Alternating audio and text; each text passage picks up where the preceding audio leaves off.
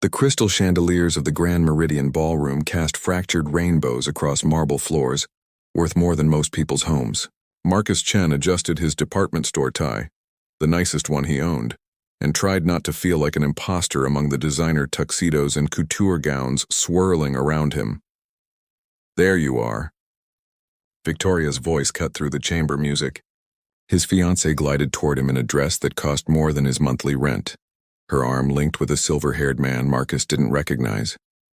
"Marcus, this is Gregory Ashford, Executive VP at Ashford Industries. Gregory, this is Marcus, my fiancé." The pause before fiancé lasted a fraction too long. "Pleasure," Gregory said, his handshake limp and dismissive. "So Marcus, what do you do?" "I'm a senior analyst at—" "He works in middle management," Victoria interrupted with a laugh that didn't reach her eyes. "Nothing too exciting. We can't all be executives, right?" Marcus felt heat creep up his neck. He'd been proud of his promotion to senior analyst at Chen & Associates, a mid-sized consulting firm. But standing here, surrounded by Victoria's new colleagues from Prestige Capital, the elite investment firm she'd joined 6 months ago, his achievement felt microscopic. "Actually, I'm working on a major acquisition strategy that—" "Oh, Marcus, no one wants to hear about work right now," Victoria said, already turning away. "Gregory was just telling me about his yacht in the Hamptons.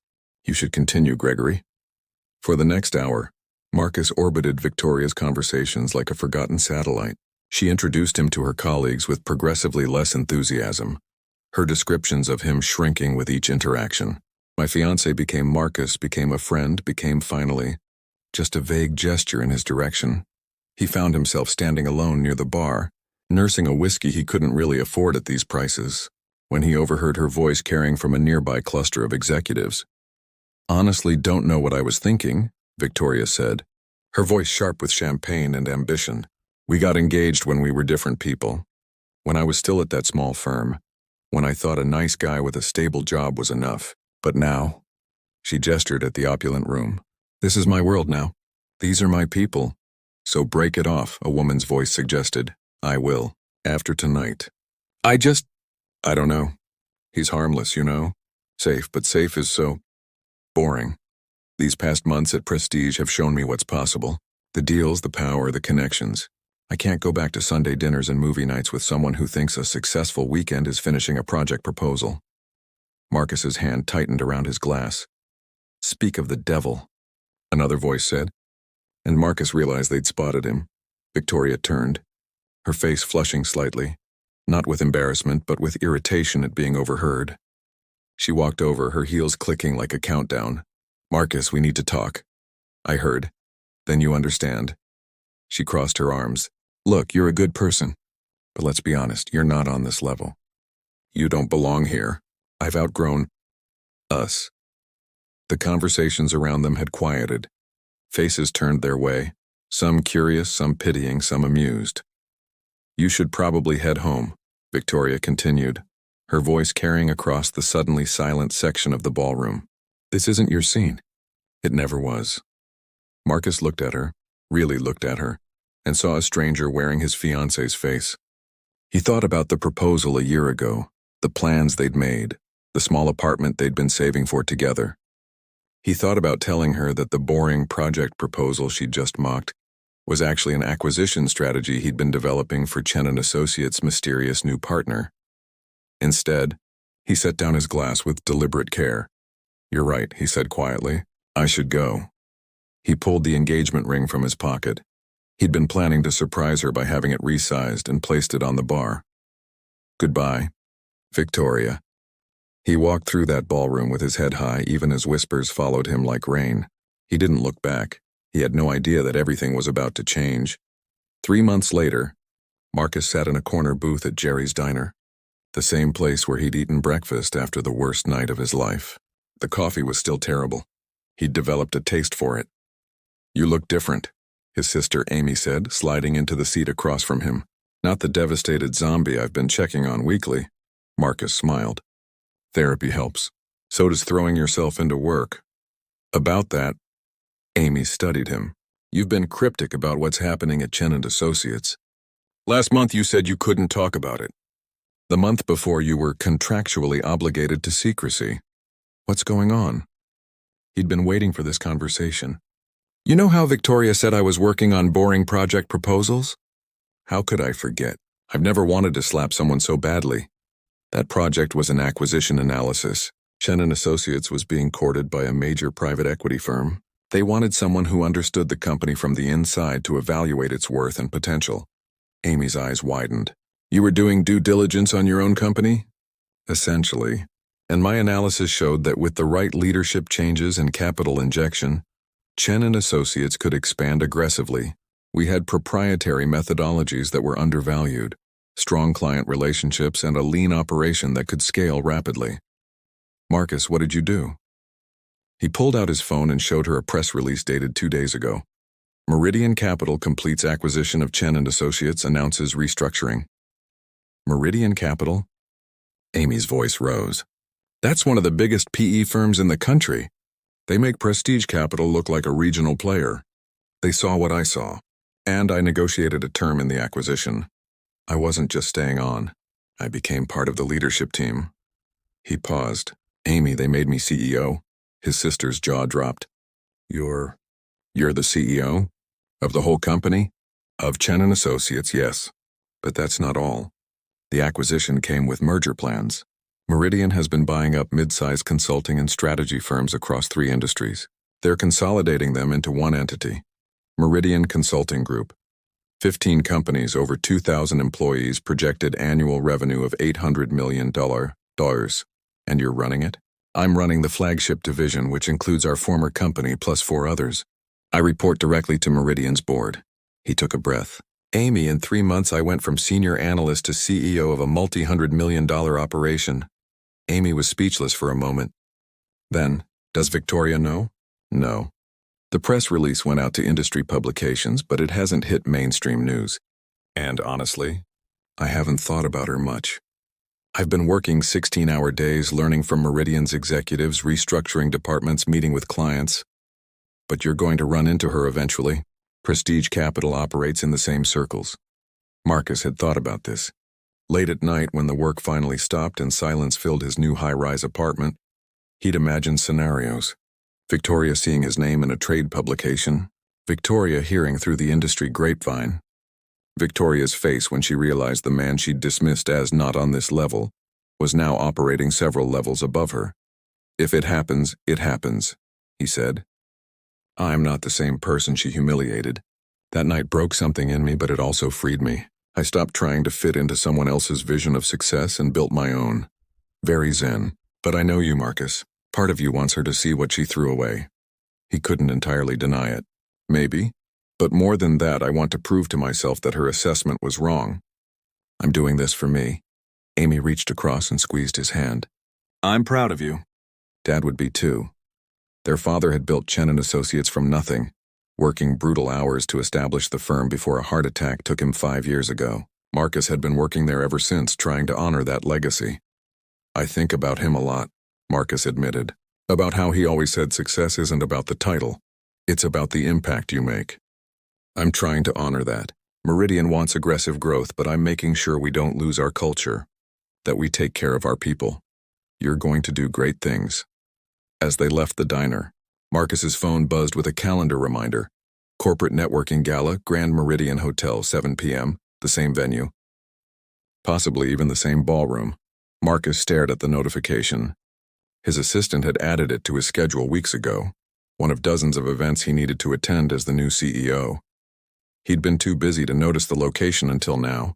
Amy, reading over his shoulder, let out a low whistle. The universe has a sense of humor. I don't have to go.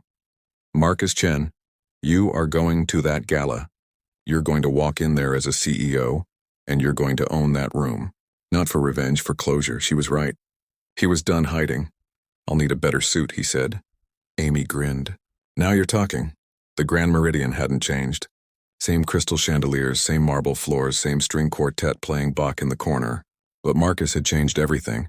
His Tom Ford tuxedo fit like it was painted on because it was custom-tailored.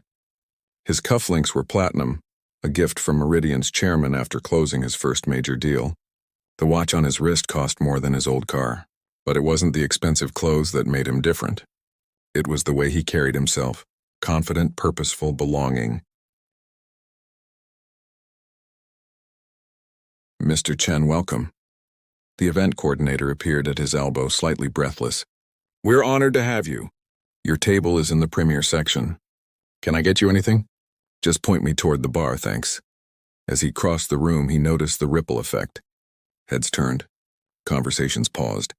He caught fragments. That's Marcus Chen, new CEO of Meridian Consulting. The acquisition was brilliant. Heard he's only 32. A waiter appeared with a tray. Champagne, Mr. Chen. Compliments of the house.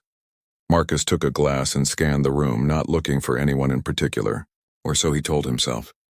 His COO, Janet Wu, materialized beside him, a sharp woman in her 50s who'd been instrumental in the transition. You're creating quite a stir, she observed. Half the room wants an introduction. I've already fielded 3 requests for meetings. Let them wait. Tonight I'm just here to make an appearance. Liar. You're here because this is where it happened. Marcus had hired Janet precisely because she saw through his carefully constructed walls. Maybe. For what it's worth, you're handling this with more grace than I would. I'd have hired a skywriter. She nodded toward the entrance. Speaking of which, Victoria walked in. She was stunning as always.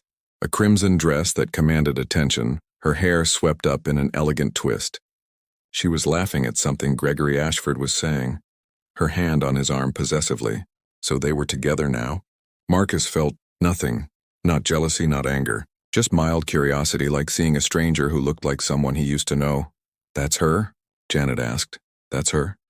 I expected someone more impressive. Victoria was working the room with practiced ease, moving from group to group, collecting business cards and promises. She hadn't seen him yet. He watched her, analyzing her technique with the same detachment he'd apply to a business presentation. She was good at networking, confident without being aggressive, charming without seeming desperate. She'd found her element. Mr. Chen. A hand clasped his shoulder. Thomas Park, CEO of Hanover Industries, one of their biggest clients. I was hoping you'd be here. That proposal your team sent over last week. Absolutely brilliant. You're going to revolutionize how we approach market expansion. They talked business for 20 minutes, other executives gradually joining the conversation. Marcus found his rhythm, the same flow state he experienced in boardrooms. This was his world now, not because someone had granted him access, but because he'd earned it. He was explaining a complex financial restructuring strategy when he felt eyes on him. He looked up. Victoria had frozen mid-conversation, her champagne glass halfway to her lips, staring at him with an expression he couldn't quite read. Shock, confusion? The blood had drained from her face. She excused herself from her group and started toward him. Marcus turned his attention back to Thomas, continuing his explanation, but he tracked her approach in his peripheral vision. Marcus. He finished his point before turning to her. Victoria. Hello? Up close, he could see the calculation in her eyes as she reassessed him. The expensive tuxedo, the cluster of powerful people around him, the deferential body language of the others. I didn't know you'd be here, she said. Why would you? We haven't spoken in 3 months. Right, of course. She laughed nervously. You look different. What are you doing these days? Still at that consulting firm? Thomas Park, bless him, chose that moment to interject. Marcus is being modest. He's not just at Chen & Associates anymore. He's running the entire Meridian Consulting Group, one of the most impressive corporate transformations I've seen in 20 years. Victoria's smile froze. Meridian Consulting, as in the Meridian acquisition? That's the one, Janet said cheerfully. Marcus led the negotiation from inside, then took the helm during restructuring. We're projecting 30% growth this fiscal year. You're the CEO? Victoria's voice came out strangled. Surprised? Marcus asked mildly. The group around them had grown quiet, sensing the tension.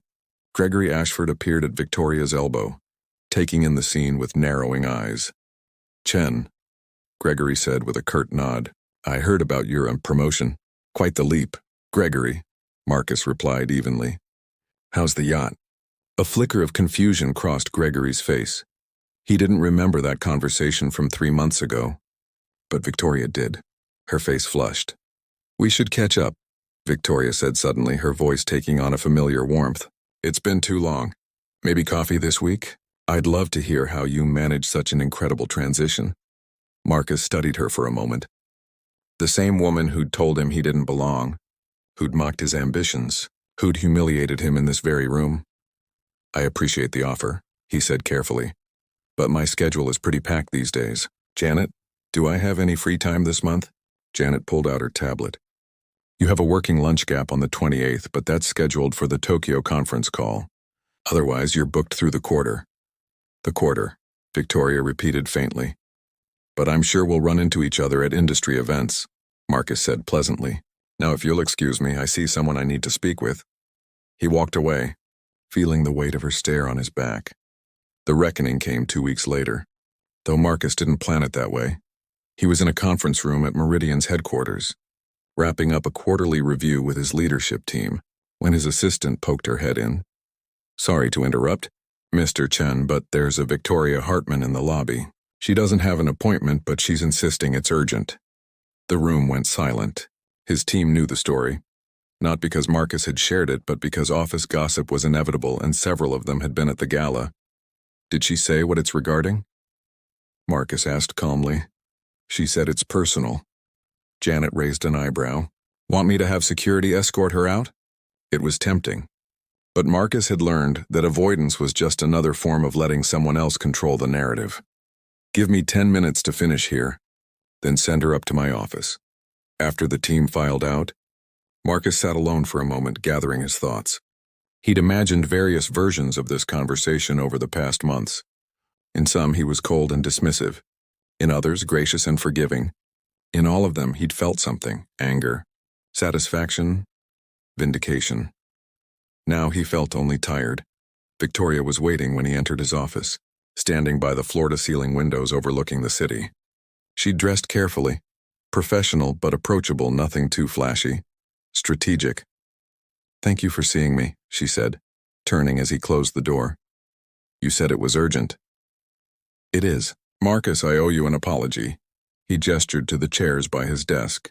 You came all the way here to apologize? She sat, twisting her hands in her lap, a nervous gesture he remembered from their early dating days. What I said at that gala, how I treated you, there's no excuse. I was cruel. I was so caught up in my new position, my new colleagues, that I lost sight of what actually mattered. Which is, you, us, what we had. Marcus leaned back in his chair. We had something past tense. You made that very clear. I made a mistake. A terrible mistake. I've been thinking about it constantly. Seeing you at the gala, seeing what you've become. She looked up, her eyes bright. Marcus, you're incredible. You always were, and I was too blind to see it. I was chasing status and image instead of substance. And now that I have status, I'm suddenly worth your time again? That's not what I meant, isn't it? He kept his voice level. Victoria, let me ask you something. If I hadn't become CEO, if I was still a senior analyst at Chen & Associates, would you be here right now? She hesitated, and that moment of silence told him everything. I thought so, he said quietly. It's not that simple, she protested. Yes, seeing you at the gala made me realize what I'd lost. But it also made me understand that I never really knew you. You were always capable of this. I just couldn't see past my own ambition. No, you saw exactly what you wanted to see. Someone safe, someone boring, someone not on your level. He let each phrase land. Those were your words, Victoria. In front of your colleagues, in front of strangers. You didn't just break up with me, you humiliated me. Her composure cracked. I know, God, Marcus, I know. I've replayed that night 1,000 times. If I could take it back, you can't. And honestly, I'm glad you can't. That stopped her. What? Marcus stood and walked to the window, looking out at the skyline. That night was the worst night of my life. I went home to an empty apartment, took off that cheap suit and sat in the dark for hours. I questioned everything. My career choices, my self-worth, whether I'd wasted years of my life building something that didn't matter. He turned back to face her. But then I got angry. And I got focused. I took every ounce of pain and humiliation and channeled it into work. I stopped trying to be what someone else wanted and started building what I knew I could achieve. That night freed me, Victoria. It showed me who I actually was when stripped of false validation. So I helped you? She sounded bitter. In the most painful way possible, yes. But that doesn't mean I forgive you. It doesn't mean I want you back. It means I've moved on. Victoria stood abruptly. Is this about revenge then? Showing me what I lost? Proving you're better than me? No, Marcus said and meant it. This isn't about you at all anymore. I'm building something that matters. I'm leading a company, making decisions that affect thousands of people, creating value that extends beyond quarterly earnings. I'm finally doing work I'm proud of. You're just not part of that equation. But we were engaged, she said desperately. We planned a life together. That has to mean something. It did mean something. It meant everything to me once. But you killed that when you decided I wasn't worth standing beside. And Victoria? He met her eyes. Even if you still wanted me, even if this apology was genuine and not motivated by my new position, I don't want you. Because I've realized something over these past months. I deserve someone who sees my value even when I'm at my lowest, not just when I'm at my peak. She stared at him, tears forming. I really did love you, you know. Before everything got complicated. Maybe you did, but not enough. Victoria wiped her eyes, her mask of composure reassembling itself. I suppose this is goodbye then. I think it has been goodbye for a while now. This is just making it official. She walked to the door, paused with her hand on the handle. For what it's worth, I am genuinely sorry. And I hope you find someone who deserves you. I hope you find what you're looking for too, Victoria. I just don't think it's me. After she left, Marcus stood at the window for a long time, watching the city pulse with life below. He felt lighter somehow, as if he'd set down a weight he hadn't realized he'd been carrying. His phone buzzed with a message from Janet. Status report, she's gone. You okay? He smiled and typed back, better than okay. Ready for the afternoon meetings. 6 months after the gala, Marcus stood at a podium addressing the annual Meridian Consulting Group conference. 500 employees filled the hotel ballroom. A different hotel, a different ballroom. But the same sense of possibility hanging in the air. When I joined Chen & Associates 15 years ago, he began, I was 22 and convinced I had everything figured out. I didn't. What I've learned since then is that success isn't a destination. It's a direction. It's the daily choice to show up, to learn, to adapt, to lead with integrity even when no one's watching. The audience was rapt. These were his people now. Analysts and consultants, strategists and innovators all building something together. This year, we didn't just meet our targets. We exceeded them by 40%. We expanded into 4 new markets, acquired 2 complementary firms, and launched initiatives that will define the industry for the next decade. But numbers don't tell the whole story. He clicked to the next slide, showing employee testimonials and client success stories. We also created a culture where people want to work, where innovation is rewarded, where failure is treated as learning, where everyone, from entry-level analysts to senior partners, has a voice. That's the legacy I want us to build. Not just a profitable company, but a meaningful one. The applause was thunderous. After the presentation, Marcus found himself surrounded by well-wishers and colleagues wanting to discuss projects, pitch ideas, or simply shake his hand. He noticed a young analyst hovering at the edge of the group, nervous but determined. Mr. Chen, I'm David Patel. I joined the strategy division 3 months ago. I remember. You're working on the healthcare expansion project. David's eyes widened. You know my project? I try to keep track. What can I do for you? I wanted to say thank you. Before I joined, I was at a firm where I felt invisible, like my ideas didn't matter because I was too junior. Here, my supervisor actually listens to me. She implemented one of my suggestions last week. It sounds small, but it meant everything. Marcus felt something tighten in his chest. It's not small at all. Your ideas matter, David. Don't let anyone tell you otherwise. After the crowd finally dispersed, Janet found him at the bar. You're getting soft, boss. That young analyst looked like you'd given him $1 million. Maybe I did, in a way. Philosophical tonight? Marcus smiled. Reflective. This time last year, I was someone else. Someone smaller. Because of her? He'd told Janet the full story one late night over Chinese takeout and balance sheets. She'd listened without judgment, then declared Victoria an idiot with good hair. Partly. But also because I hadn't learned yet that other people's opinions don't define you. Their limitations don't become yours unless you let them. Speaking of opinions, Janet said carefully, I heard through the grapevine that Victoria left Prestige Capital, took a position at a smaller firm in Boston. Good for her. I hope she finds what she's looking for. And he meant it. The bitterness had faded, leaving only a distant sort of sympathy. Victoria was still chasing something external. Validation, status, the next rung on someone else's ladder. He'd learned to build his own ladder instead. His phone buzzed. A text from Amy. Proud of you, little brother. Dad would be too. Sunday dinner at my place. Bring dessert, he typed back. I'll bring 2. I'm celebrating. What are we celebrating? Janet asked. Marcus gestured at the ballroom, at the lingering clusters of employees still networking and laughing. This, all of it. The fact that I'm exactly where I'm supposed to be. Later that night, alone in his office reviewing quarterly reports, Marcus found himself thinking about that gala, about the moment Victoria had told him he didn't belong. She'd been right in a way. He hadn't belonged in her world, a world built on superficial connections and borrowed status, but he'd built his own world instead. One constructed on competence, earned respect, and genuine relationships. One where he didn't have to perform or pretend or shrink himself to fit someone else's vision. His email pinged.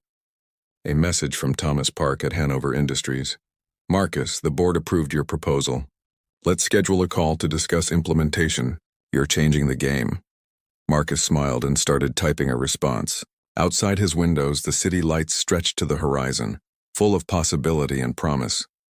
He thought about the man who'd walked out of that ballroom 3 months ago, humiliated and heartbroken. He wanted to tell that version of himself that it would be okay, that the pain would transform into purpose, that being told you don't belong is sometimes the universe's way of pointing you toward where you truly should be. But that version of himself wouldn't have believed it. He'd had to live through the fire to become steel. Marcus closed his laptop and stood, stretching. Tomorrow would bring new challenges, new opportunities, new chances to prove, not to Victoria, not to anyone else, but to himself, that he was exactly as capable as he'd always believed. He grabbed his coat and headed for the elevator. Sunday dinner with Amy was days away, but tonight he'd stop by the old diner, maybe have one more cup of terrible coffee, a small ritual to remember where he'd been and appreciate how far he'd come. As the elevator descended, he caught his reflection in the polished steel doors. The man looking back at him wore success comfortably, but more importantly, wore himself comfortably. No pretense, no performance. Just Marcus Chen, who'd learned the hard way that the only level that mattered was the one you set for yourself. The doors opened to the lobby, and Marcus stepped out into the night, ready for whatever came next.